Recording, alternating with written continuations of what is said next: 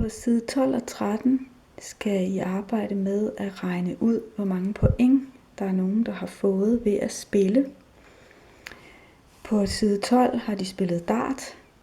I kan se en dartskive. I kan se, der ligger nogle markeringer, som ligner centicubes. Der, hvor dartpilen har ramt. Og nu skal I altså tælle sammen, hvor mange point har han fået, ham der har skudt de her afsted, og skrive det her. Og det er sådan halvdelen af siden ser ud. Hernede, der har I så dartskiven og pointene. Og så skal I altså finde ud af, okay, hvor har han ramt inde på skiven for at få 500 point.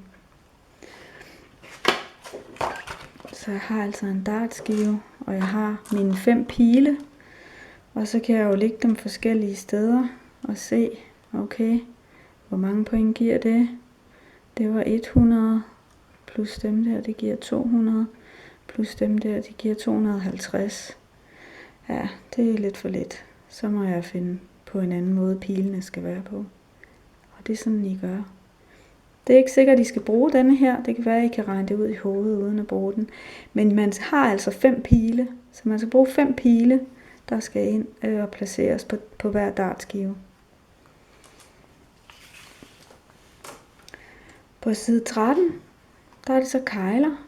Der er en kat, der spiller kegler. Den har væltet nogle af dem. Det er dem med kryds over. Så hvor mange point har den egentlig fået? Det skal stå heroppe. Længere nede, der står der bare, hvor mange point. Og så skal du altså tegne de kegler, som katten har væltet. Og du kan se heroppe, at der er et kegler med 6 point herude. 5 point, 4 point, 3 point.